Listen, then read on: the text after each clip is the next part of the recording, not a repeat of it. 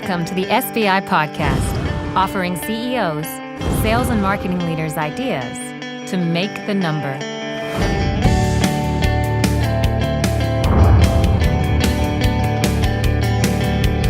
Welcome to the SBI Podcast, a weekly broadcast dedicated to helping you make your number by getting your peers to share with you how they make theirs. Today's topic is content strategy and planning. My name is Greg Alexander, and I'm your host, and I'm also the CEO of SBI. And joining me today is Steve Keifer. Steve, please introduce yourself to the audience. Hi, Greg. Thanks. Steve Keifer, and I'm the Vice President of a small fintech software as a service company called LeaseAccelerator. Okay. And what does LeaseAccelerator do? Yeah, we help Fortune 500 companies, most of whom actually lease a lot of the equipment rather than buy the equipment they use to run their business day to day. So it could be everything from the photocopier in the break room to the laptops their employees and sales team use to manufacturing equipment, forklifts, all the servers and storage in their data centers. And there really is no enterprise application that is the system of record for all that leasing information. And so we have a software application that helps you track all that. Okay, very good. Geez, I learn something every day. I would imagine, given the amount of leases that big corporations have these days, that category would already have been filled. So that's interesting. It sounds like a good market opportunity for you guys. Yeah, exactly. I thought the same thing when I came across this. It's amazing such a large area is uncovered, but the typical Fortune 500 company might have between $100 million or $1 billion in leases. Yeah. And they're all managed on spreadsheets. Yeah. Years ago, I used to be with a technology company called EMC, and we sold big data storage devices, and they were almost always leased with people like Comdisco and leasing companies, so pretty familiar with the space. All right, let's jump into it. So my first question for you is, which customer and prospect audiences have you prioritized and why?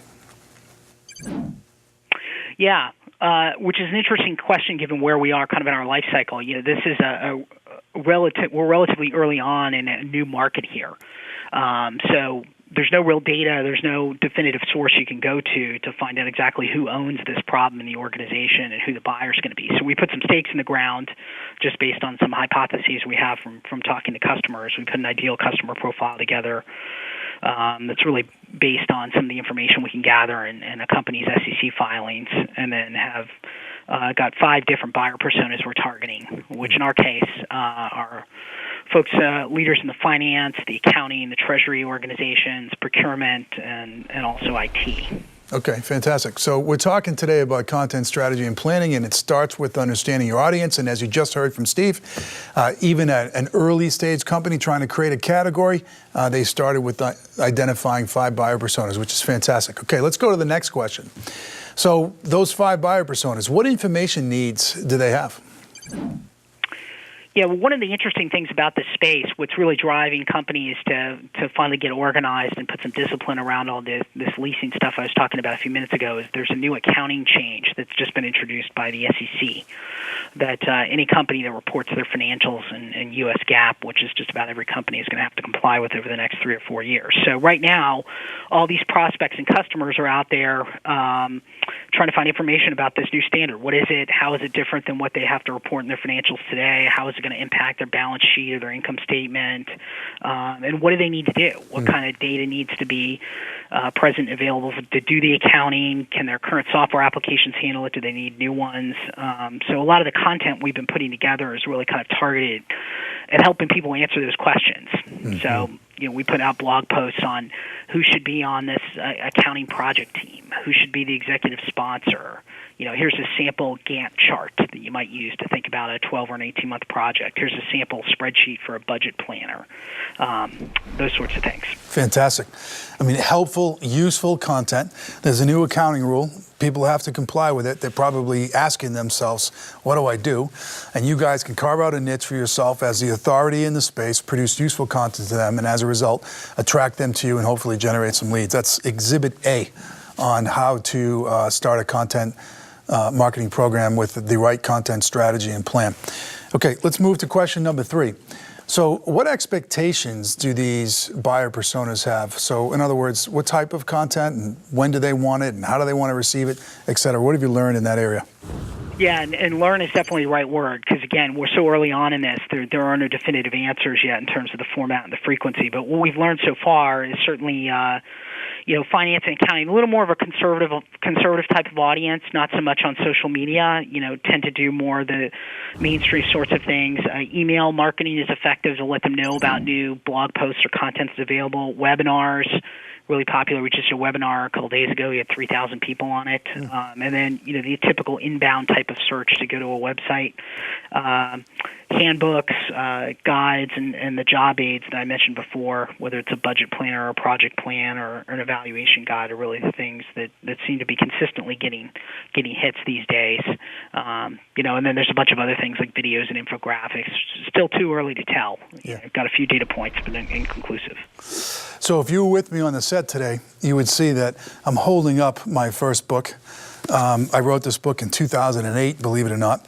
It's called Making the Number, How to Use Sales Benchmarking to Drive Performance. And this book was, 300 pages.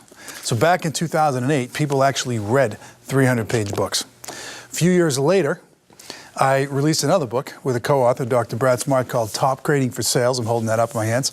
112-page book. Okay, so the evolution of content. Now, today, I'm holding up a copy of the SBI magazine, and this is a magazine that's probably less than, 50 pages. And that's just print. You can think about what we've done with blogs. The fact that here we are today on a podcast, and this podcast is also being video recorded. The content needs of your target audience is evolving dramatically. So making sure that you understand, Mr. Audience members out there, what the expectations are of your customers is really, really important. So I'm glad to hear that you've begun to investigate this. You mentioned that these accounting types might be a little bit conservative, so social media might not be great for them. These are all indicators, Steve, that you're listening to the market and doing things right, which is great. That's the example we want to try to show for the audience here, have them aspire to do some of the things that you're doing. All right, let me just go to the last question in this segment. So these early adopter customers that you've identified, and as you're learning about them and reacting to these new accounting changes, where do they currently go today to fulfill their information needs? Yeah, there's a couple places. When you think about accounting, probably the big four audit firms are ones that come to mind as sort of the established authorities and the experts on these things. So the PwCs, the EYs, the KPMGs, the Deloittes of the world are certainly the recognized authorities that'll put out the 200 or 300-page guide that explains things like these accounting standards and get a lot of attention. But there's actually standards boards that put the accounting together as well on behalf of the SEC. For example, there's one in the U.S. Financial Accounting Standards Board and things, and so they have a limited set of information as well. But what most of those folks are doing is just explaining how to interpret the standards, where there's an opportunity, which is what we're trying to exploit along with the other vendors and technology companies in the space, is how to implement the standards using software and putting it in re-engineering your business processes. So. Okay. Fantastic.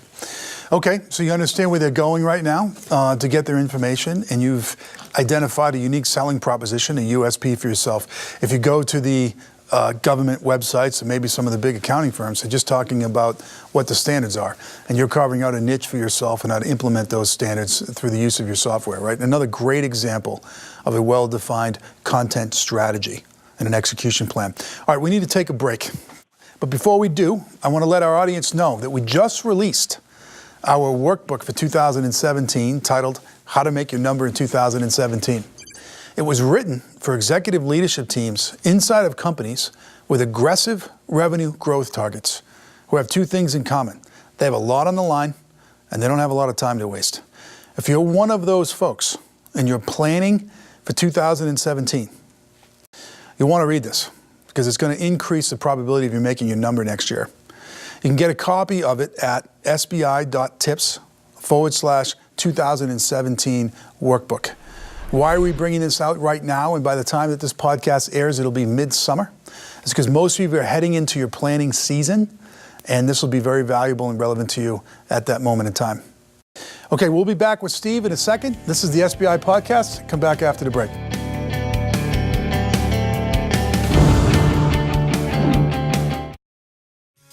Making your number is hard. Your problems are complex. Complex problems need complex solutions. Introducing the SBI Magazine. Read in-depth stories written by award-winning journalists about how your peers have overcome their problems to make the numbers. When you need more than a tweet, social post, or blog article, turn to the SBI Magazine. Go to salesbenchmarkindex.com to subscribe.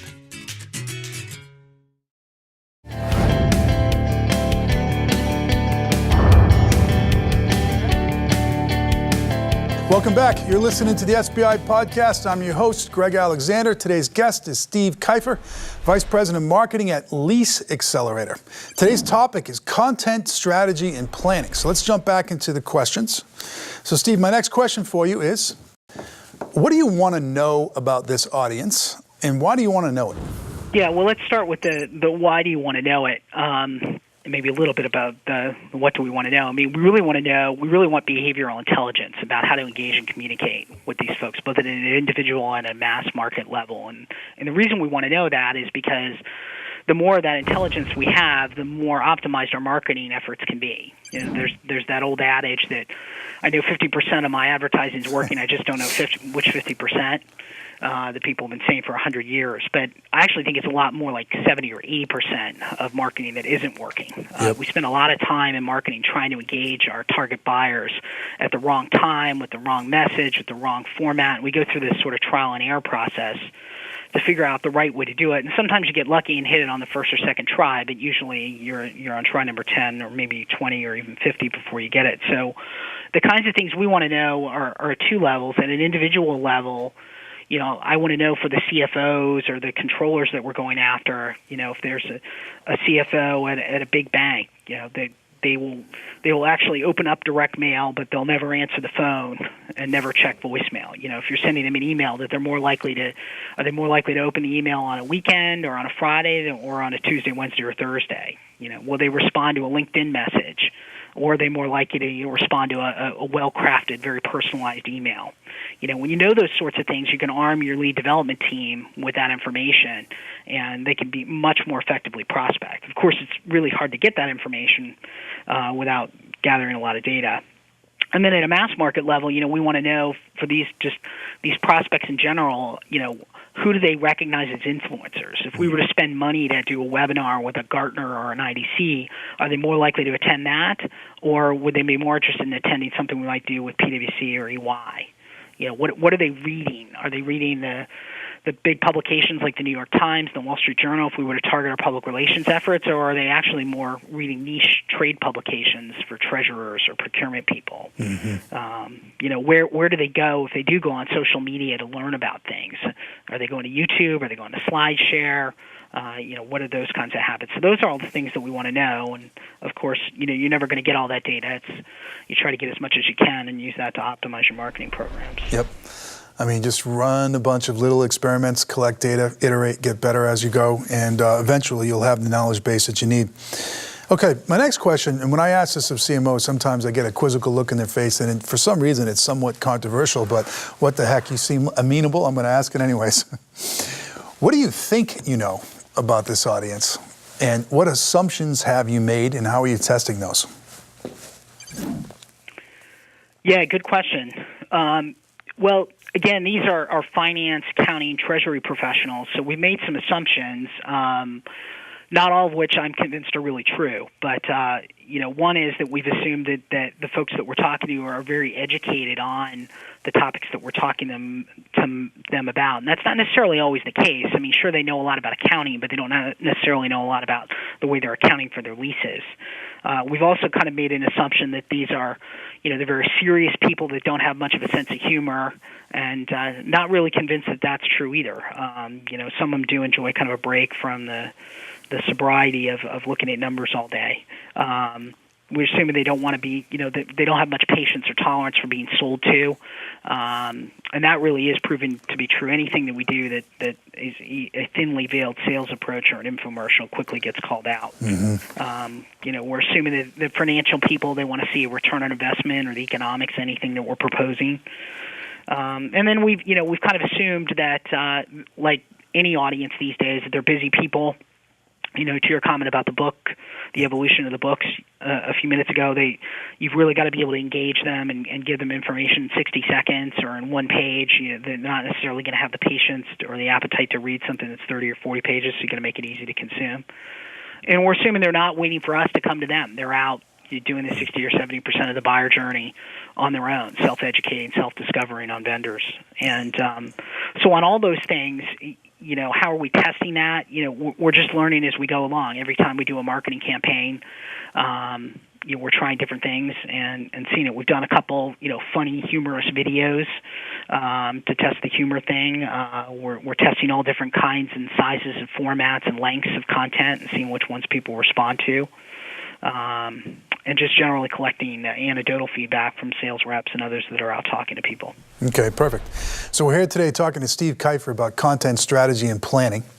And right now we're talking about what do you know about your audience, what do you think you know about your audience, what assumptions have you made, et cetera, et cetera. These are all of the questions you need to be asking yourself as you're building your content strategy and your execution plan.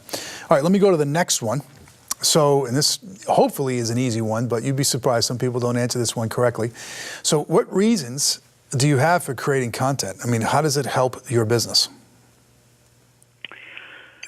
Yeah, well, there's the view I would say most people have, and then I have a little bit of a bigger picture view. If you were to talk to the executives here or the executives in any company I've really been at over the past 10 years, they will tell you the number one job of creating this type of content is to fill the top of the funnel with leads. Mm-hmm. But I would argue that it's really more about the entire sales process end to end, and even once you've closed a customer, helping grow that account, helping make that account successful, right? So the content comes in early on in the buying cycle, right? People are out there on the web trying to educate themselves about problems. The first thing they do is not pick up the phone and call a vendor anymore. They go out and they discover information on their own. And so, if marketing's doing their job right and we have compelling content that stands out, we're going to get earlier into a sales process than we otherwise would, right? And even once the sales rep's engaged, I'm still continue to be amazed at how many sales reps will come to me and say, look, I'm in this account and I've got a deal. Stop marketing to them. Stop sending them information. Stop doing that. I'll take care of that all on my own. But marketing can prospect and communicate a lot on a scale that a sales rep can. Right? I mean, we can send information out to 300 different people in a company and identify influencers in a deal that the sales rep may not even know about, or problems that might increase the size of a deal. Yep. That maybe you asked, do you have problem A, and all the 10 people you talked to said no, but there's somebody in Wichita, Kansas that shows up on your website and downloads a white paper about problem B, and all of a sudden your deal is doubled in size. Yep. And even once the deal is closed, people continue to be surprised. I'm not at all, though, about existing customers watching your webinars. Your existing customers, they got to be able to justify the money they're spending with them on the subscription every year, and they want to be able to show value. They're just as interested as new buyers in benchmark data and case studies and best practices and what other people are doing. And so you're helping them to be successful. You're helping them to sell up on the value of what you're doing and to grow their account. So I think it's a lot more than just filling the top of the funnel. Yeah, I agree. Great description, especially those that are in subscription-based business models where it's all about lifetime value of the customer. So the entire customer journey, pre-sale, sale, post-sale, so on, content can play a huge role. And if your content strategy doesn't map to the life cycle of your customers, then you've got a gap in your strategy. All right, let me move to a fun question. So if I handed you $1 million today, would you spend it on content marketing, or would you spend it on something else? And if so, why? So I'll give you maybe a different answer than you're expecting. So I don't think it's all about budget these days in marketing. We CMOs and VPs of marketing for the past 50 years have kind of measured their success by the size of their budget and the size of their team. But today, I think it's a lot more about data. Like if you ask me, would you rather have another $1 million in budget or a terabyte of data that provided you insights into behaviors and firmographics and demographics, I would take the data, because then I don't need the $1 million. If I know what works, I don't need to spend as much money on trial and error. Mm-hmm. So I have a little bit of a different perspective on it, because I think a lot of this content stuff you can do at a small company like us you can do a lot of this stuff without having to spend a lot of money. If you want to do a research study, you can go out on SurveyMonkey and host one and go out to your email database and tell people you give them a $5 Starbucks gift card if they fill out a survey. You don't need to spend the $75,000 to have somebody else do it. If you need an ebook or an infographic, there's templates you can download on the web these days without even having to get a designer involved. If you need an animated video, you can go on something like Powtoon and create it at a relatively minimal cost. So the technology and the tools that are available today are just amazing in terms of lowering the cost on this. But if I had to spend it anywhere, I guess if you forced me to say, I was going to give you $1 million and you had to spend it on something, I would certainly probably spend it on content more so than public relations or some of the other areas that you could spend it on marketing. You could always use a few more people to help write content. You could always accelerate a few projects. Okay. Would you spend it on content marketing versus advertising? Definitely. How come?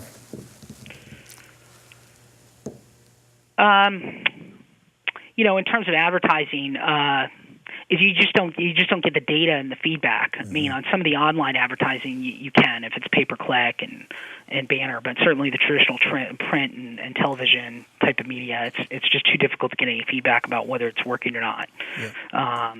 And the content, is useful in so many different ways throughout the customer life cycle, as I talked about in the previous question. So. Yep. Okay, fantastic. I'm going to skip our last question here. I was going to ask you about budget, but I absolutely love your conversation around data versus budget. And if somebody offered you a terabyte worth of data versus $1 million, you take the terabyte of data. That's just a phenomenal way to look at it. And maybe someday we'll have things like data budgets. So that's pretty interesting. All right, we're going to take another break. But before we do, I want to make the audience aware of, we just released a new app and a new website. And they allow you to create an account with us. And if you do so, you can personalize your experience. You can tell us how often you want to receive content from us, in what format. So do you want text, video, audio, etc.? And most importantly, what topics you're most interested at. So we produce thousands of pieces of content, emerging best practices from people like Steve. And if you let us know what you're interested in, we'll be sure to get you the content that you need. So go to the Apple App Store and download the SBI app. You can go to our website, salesbenchmarkindex.com/register. So give us about 15 seconds or so. We'll be right back. You're listening to the SBI Podcast.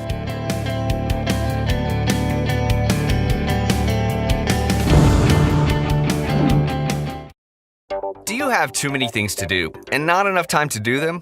Is finding time to learn best practices almost impossible? The SBI Podcast is your solution. Turn time spent exercising, commuting, and traveling into productive learning time with a subscription to the SBI Podcast. SBI Podcast listeners get unique insight into real-world sales and marketing issues through interviews with your industry peers every week. Find us on iTunes by searching for Sales Benchmark Index Podcast and subscribe today.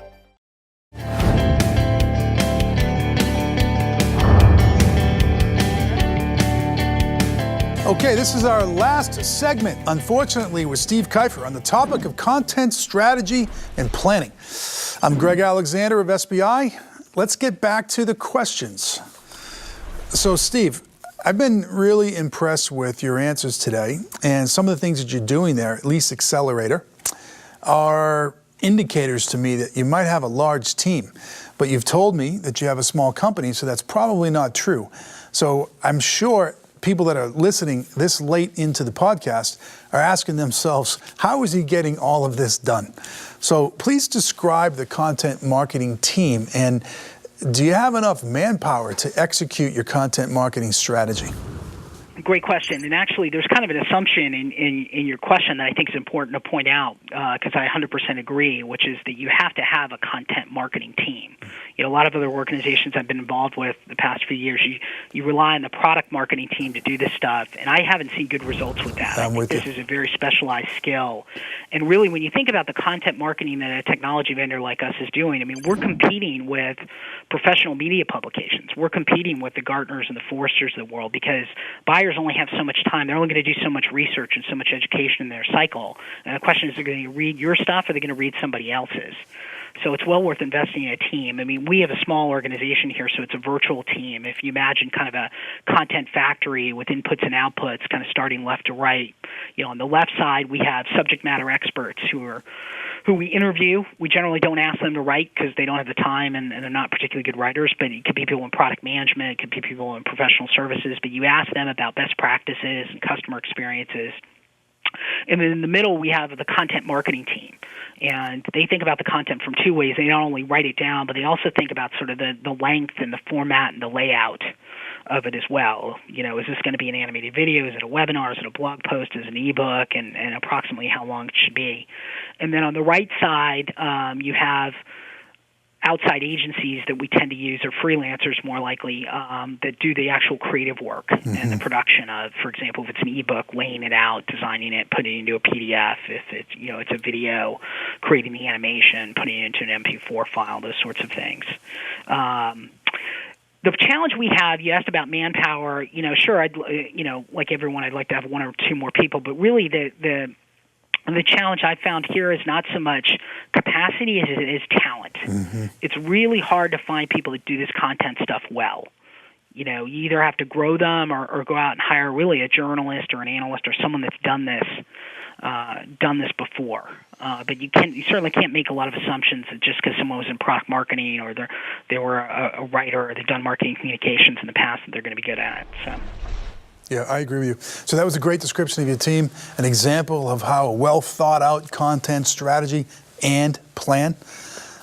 Steve could walk you through inputs that lead to outputs, et cetera, and the debate around talent. So I'm with you on that. In my client work, my personal client work, unfortunately, there's a lot of interest in content marketing and being best in class at it, but trying to get it done with the current team doesn't work. And I think this is the reason why a lot of people are outsourcing either to full-blown agencies or to individual freelancers. All right, let me get a little tactical on you. So what tools do you rely on? Do you publish an editorial calendar? Do you have a production schedule? What types of tools do you use? Yeah, so at the beginning of the year, we'll lay out a tentative content schedule. And let's just say, for example, we want to do one webinar a month, we want to do one ebook a month, we want to do one blog post every other week. We'll sort of outline January through December, knowing that it's going to change almost even before you get that done. But at least that serves as sort of an inventory of content ideas that you can go back to throughout the year. We don't use an editorial calendar as much as we do a production schedule because we tend to find that the gating factor is, for us, we're a newer company, our brand is not well established, we're real sensitive about over-communicating with people and not spamming them too much. So, our benchmark right now is we don't want to send more than one email out a week. So we're finding that we actually have more content than we have slots to send it out with. So we're working more off a production schedule. But we also have sort of a content audit. We have the buyer's journey mapped out on a diagram, and the content that we do have today overlaid against it with a goal of trying to fill in all the boxes. And a little bit, I wouldn't call it a tool, but also keep kind of a good running tab on what's in the pipeline of content. And always want to make sure that we have a backup plan. If what we're planning to launch next week falls out for some reason, either you can't get approvals or something isn't done, that you have something else that you can use so you don't miss that window. Yeah, okay, very good. And in terms of the authority to greenlight or stop a content creation project, I'm assuming as a small company, you being in charge of marketing, that authority sits with you. Is that true, or are there other people that have to, like legal, et cetera, that have to approve these things? Yeah, it's largely with me. I definitely, because it's a pretty specialized area, rely on some of the subject matter experts to review anything that goes out the door to make sure that it's accurate, right? We're dealing with finance and accounting folks, and so everything needs to be precise, and even a small wording difference can have a big impact on these things. So rely a lot on the subject matter experts more so than, say, a legal group or a proofreading group. Sometimes I find in big companies that the approval process itself, just to get something out the door, is so cumbersome that if they wanted to do something like send an email a week, they wouldn't even be able to do it because they've got to get everybody to approve it. So that's a little frustrating. Hopefully, as more and more people get more and more comfortable with this approach, those barriers will be removed. All right, my last question, which is probably the most important one, and that is, how do you measure the effectiveness of your content? Yeah, and this is a real challenge, just given where the maturity of the technology that's on the market today. I mean, we can do some relatively crude metrics like how many people downloaded this particular PDF, or if it's a video or a webinar, how many people watched it, how many page views there were on a blog. Social's not as big with our audience, but normally I would look at things like social shares. But that only provides you so much insight. A lot of things that we're looking at to get beyond that is there's a whole other wave of new technology that's come on in the past couple of years, things like ClearSlide, FileBoard, Tout App, and Yesware that really can provide you a lot more insights. So I sent the 10-page ebook out to this prospect. Did they open it? Did they read it? Did they read to page 6? Did they read the whole thing? Did they go back and read certain pages again? That stuff's extremely insightful. And then you also hope, you try to gather those nuggets of sort of word-of-mouth feedback that comes back. Anytime you hear a client or a prospect say, I read this and it was great, or I forwarded it on to 10 other people in the company, making a mental note of those things goes a long way as well. But, someday, hopefully, we'll be able to get to actual usage. I'd love to know when we put out a sample RFP or a sample project plan, do people actually take that and use that as their template to start with? Mm-hmm. And it's just nearly impossible with the technology today to be able to track that sort of thing and give feedback on it. Yeah, you're right. So the technology hasn't caught up with the practitioners and the basic ways that you measure, which you mentioned several of them. In lieu of more sophisticated ways of doing it, unfortunately, that's the way that we have to do it today. So the point is, for the audience, is you got to measure it. Even if your measurements are crude, they're an indicator of success, and they allow you to make these mid-course corrections that you might need to make along the way. All right, we're out of time. Steve Keifer, you were fantastic today. You really were. I can't thank you enough for being on the show. You informed me that you've been a long-time reader of our stuff, and it's great to have a member of our audience actually be on the show. So thanks for making the time and being here today. Yep. It's an honor. Thanks again for having me. Okay. All right, and I want to thank you, our SBI audience, for tuning in.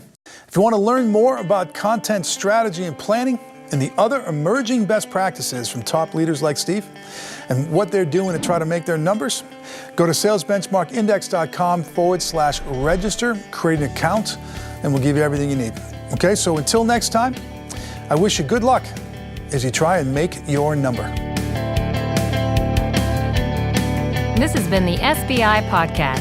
For more information on SBI services, case studies, the SBI team and how we work, or to subscribe to our other offerings, please visit us at salesbenchmarkindex.com.